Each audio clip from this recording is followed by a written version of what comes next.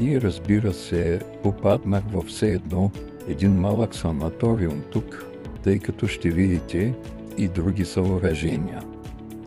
Доколкото знам, се предлагат богата гама от процедури.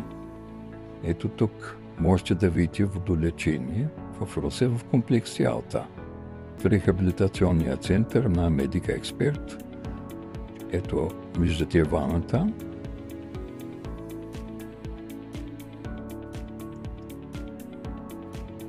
Която е също много интересна.